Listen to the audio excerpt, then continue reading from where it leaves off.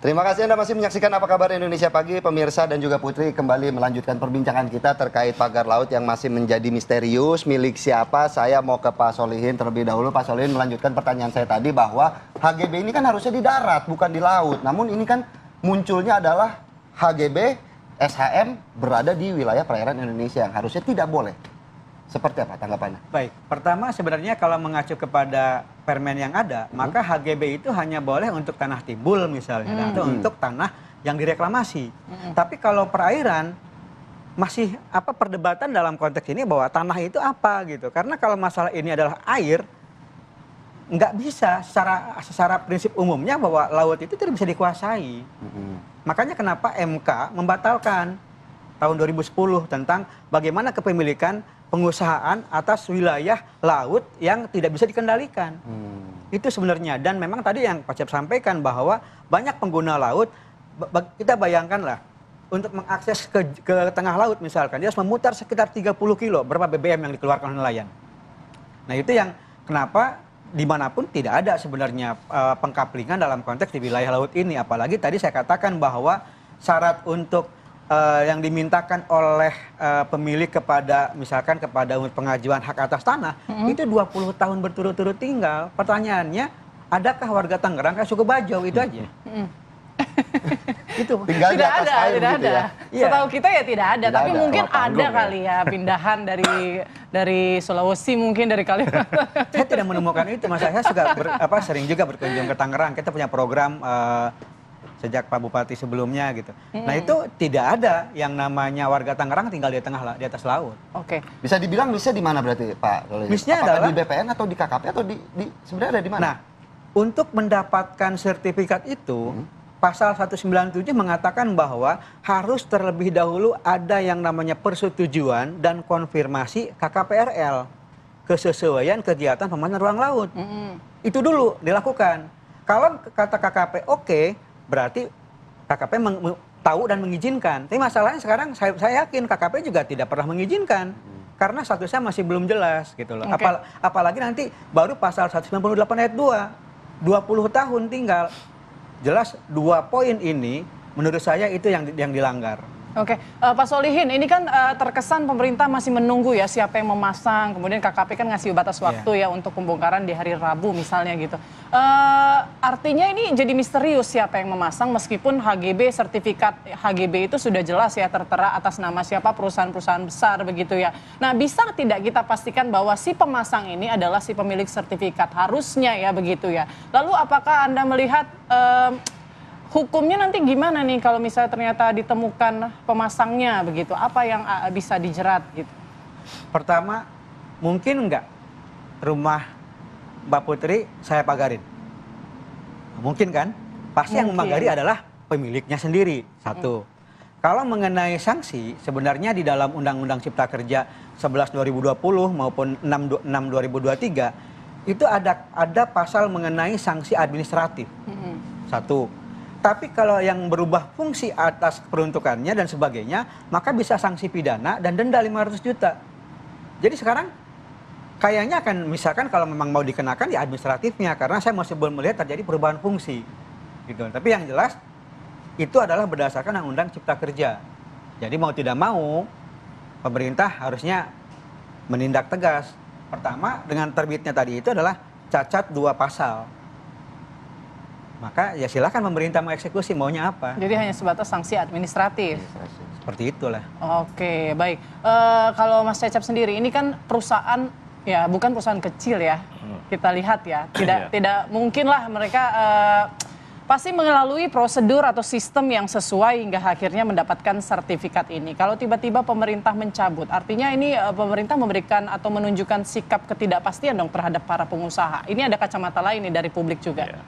Jadi gini, tadi dibilang Mbak Putri perusahaan besar pasti memenuhi persyaratan. Harusnya gitu ya, yang kita tahu kan, karena perusahaan besar kan sudah biasa lah bermain bisnis dan segala macam, sudah mengetahui aturan, harusnya. Ya, jadi memang ada potensi ya, kecenderungannya memang ketika sebuah perusahaan besar ya, kemudian memasang pagar di sana, tentu dia akan berinteraksi ya dengan penguasa atau pemerintah yang mengurusi hal tersebut. pasti dia dengan menggunakan entah pengacara atau bagian hukum dari perusahaannya berkomunikasi dengan si pihak yang berwenang di sana. Ada proses itu. Meskipun kita nggak tahu ya prosesnya kemudian apakah terjadi penyalahgunaan wewenang atau enggak gitu. Karena kan jelas tadi dengan rentetan putusan MK, kemudian keluar Permen ATR BPN-nya dan seterusnya KKP 3RL tadi ya. Itu sebenarnya kan ada rentetan yang sebenarnya membuat pemerintah, pihak yang berwenang di sana harusnya lebih berhati-hati sebenarnya. Itu satu poin sebenarnya ya.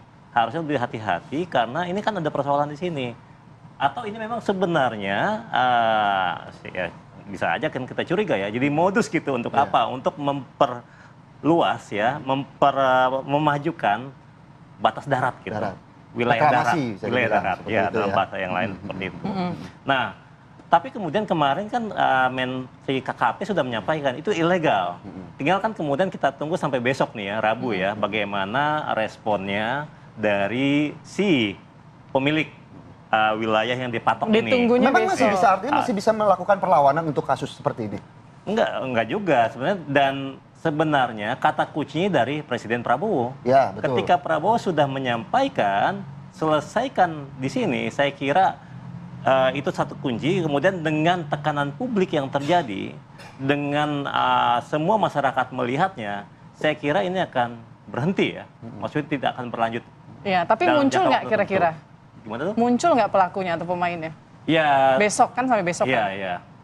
Ya ya bisa dua kemungkinan kalau kayak gitu, kalau sudah atensi ya. presiden, karena kan kalau ya bisa disampaikan ya, mungkin nanti tinggal disampaikan kenapa terjadi kelalaian seperti ini.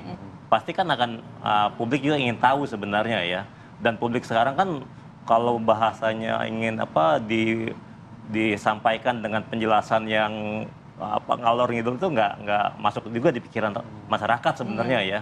Ketika kita mau katakan dibohongi gitu nggak masuk. Tapi sekarang dengan jadi komitmen presiden ini penting sebenarnya. Ya, political will dari Presiden Prabowo itu sudah jelas untuk wilayah sini. Apalagi kan Prabowo sebagai ketum Gerindra, kemudian sebelumnya HKTI itu berkepentingan dengan basis elektoral ya. Para nelayan ya, petani nelayan jadi ini ada banyak juga, kita bisa melihatnya dari aspek yang lain ya. Basis elektoralnya juga bisa kita lihat bagaimana komitmen Prabowo juga terhadap rakyat kecil ya. Betul. Buat masyarakat. Ini tantangan sebenarnya, apalagi ini 100 hari ya, menjelang 100 hari. Ini jadi momentum sebenarnya buat presiden ya, untuk apa? Untuk meng-highlight kasus ini sebenarnya. Dapat kesempatan juga sebenarnya untuk menyampaikan bahwa kami komit untuk membela kepentingan dari masyarakat banyak, yaitu para nelayan dan mereka yang berkepentingan di sepanjang wilayah laut ini. Yang kedua ya tadi menjaga basis elektoral ya dari seorang Prabowo Subianto yang didukung oleh kaum petani nelayan. Yang ketiga saya kira ini masalah kita bersentuhan dengan masalah kedaulatan maritim, kedaulatan laut ya. Nggak bisa dong misalnya ada kepentingan oligarki atau kepentingan pengusaha ya yang ingin kemudian mereklamasi katakan ya. Ya kita nggak tahu ke depannya seperti apa, tapi kan itu kan menambah memajukan wilayah daratan, kecenderungannya ke arah sana. Dan ini bagaimana di sini Prabowo sebagai seorang nasionalis itu kan bisa memainkan narasi bahwa ini kita harus menjaga kedaulatan wilayah kita juga, wilayah laut, wilayah maritim. Karena kan nggak bisa tadi bagaimana nelayan kalau dia mau keluar dia harus memutar 30 km gitu. Yeah. Ini nggak bisa dibenarkan, dan ketika Prabowo sudah menginstruksikan saya kira para pembantunya harus bisa membaca itu, harus bisa menjalankan pesan tersebut dengan sebaik-baiknya. Dan ketika ini sudah ada quote unquote ya dukungan dari presiden pemimpin tertinggi, dukungan dari masyarakat bawah, dukungan dari publik, tekanan dari publik, saya kira ini akan bisa berjalan dengan baik lah besok ya rencananya. Okay. Baik, kalau tadi juga Pak Cecep bahwa Pak Presiden Prabowo Subianto sudah mengatakan bahwa untuk mencabut pagar laut ini. Nah, sementara untuk HGB dan SHM yang pagar lautnya ini dicabut akan seperti apa statusnya nanti, Pak Solihin? Kalau masalah pencabutan pagar memang tidak ada hubungannya dengan statusnya itu. Berarti masih tetap? Masih tetap. Bahkan ada polemik misalkan, urus dong pagar lautnya gitu. Jadi seakan-akan memang tidak berizin pagarnya. Pagarnya berupa kategori bangunan laut, maka dia harus punya izin kepada Tanpa KKP. pagar tapi tetap diakui HGB itu? Nggak ada hubungannya. Oh. Emang kita punya tanah harus dipagarin kan enggak? Iya. Kalau itu lebih kepada, saya juga nggak tahu kenapa mereka memagari itu gitu loh. Yang jelas-jelas kalau memang, kan akhirnya kan kebuka gitu loh dengan pagar itu. Jadi tanahnya sendiri ya sah-sah saja mereka memiliki itu. Tapi yang jelas ketika dipagarin yang mengganggu aksesibilitas dari nelayan untuk ke laut. Oke, tapi status HGB-nya bisa digugurkan meskipun belum 5 tahun. Saya masih belum tahu ke arah sana. Tetapi kalau 2 cacat itu aja dilakukan, artinya Penerbitannya sebenarnya tidak sah juga dari awal, jadi harusnya bisa. Karena 2 syarat pasal 197 mengenai persetujuan dan konfirmasi dari KKP terkait KKPRL yang kemudian 20 hari menetap itu terjadi nggak dengan keluarnya terbit itu? Itu aja. Kalau itu sudah terpenuhi, tidak apa-apa. Oke, mungkin singkat saja Pak Solihin, ini apa ya harapannya ke depan nih? Karena kita nggak tahu ya, ini karena viral, jadi kita akhirnya tahu bahwa ada sebagian perairan kita yang ternyata bersertifikat hak milik dan hak guna bangunan. Bagaimana dengan perairan lainnya? Ini yang perlu kita antisipasi nih. Pertama, memang ada konflik di dalam KL yang Pak Cecep sampaikan tadi. KKP dengan ATR BPN, seperti apa sebenarnya mengurusi. Kalau masalah tanah timbul, tanah tenggelam, tanah reklamasi, silahkan. Tapi ketika laut, entar dulu. Ada rejim tentang bagaimana laut tidak bisa dikuasai. Ada putusan MK nomor 3 tahun 2010. Nah itu selesaikan dulu seperti apa gitu. Nah di KKP sendiri, karena di ATR BPN itu tidak ada mandat-mandat yang diberikan oleh hukum mana ketika dikeluarkan.